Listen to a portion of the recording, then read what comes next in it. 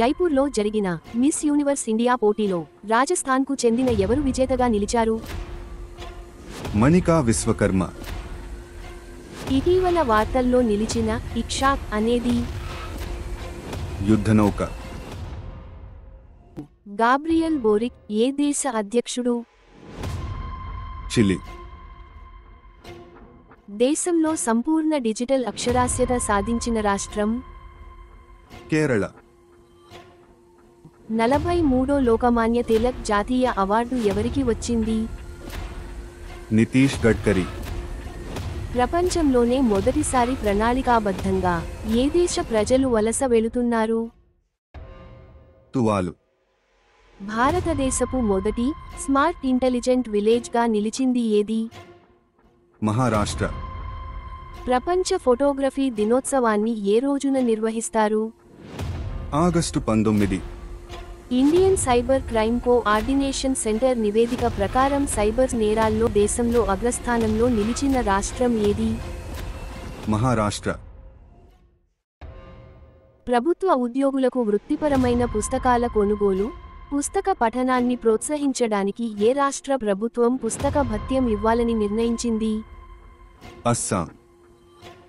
ప్రస్తుతం భారతదేశంలో ఉన్న ఏనుగులు ఎన్ని? 30,711.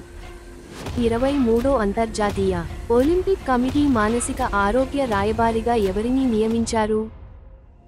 అభినవ్ బింద్రా. ఇటీవల ఏ ఈశాన్య రాష్ట్రంలో ఇస్రో అంతరిక్ష ప్రయోగశాలను ప్రారంభించింది? Arunachal Pradesh. Center for law and policy research ప్రకారం మహిళా న్యాయమూర్తులు దేశంలో ఏ రాష్ట్ర హైకోర్టు ప్రథమ స్థానంలో ఉంది? తెలంగాణ. WHO ఏ దేశాన్ని ఇటీవల రుబెల్లాను నిషేధించిన దేశంగా ప్రకటించింది? నేపాల్. ఏ సంవత్సరం నాటికి భారత వ్యోమిగామిని చంద్రుడిపైకి పంపాలని ఇస్రో నిర్ణయించింది? 2040. ఇటీవల మోదీ అంటా సిమారియా ప్రాజెక్టును ప్రారంభించారు. ఇది ఏ రాష్ట్రంలో ఉంది? బీహార్. నేషనల్ స్పేస్ డే ఎప్పుడు నిర్వహిస్తారు? ఆగస్టు 23. 18 ఏళ్లు పైబడిన వారికి 2025 అక్టోబరు నుంచి ఆధార్ కార్డుల జారీని నిలిపివేస్తున్నట్లు ఏ రాష్ట్ర సీఎం ప్రకటించారు? అస్సాం. ఇతర రాష్ట్రాల్లో వేధింపులను ఎదుర్కొని తమ రాష్ట్రానికి వచ్చే వలస కార్మికులకు నెలవారీ నగదు ప్రోత్సాహకాలను అందించడానికి ఏ పథకం ప్రవేశపెడుతున్నట్లు పశ్చిమ బెంగాల్ సీఎం మమతా బెనర్జీ ప్రకటించారు?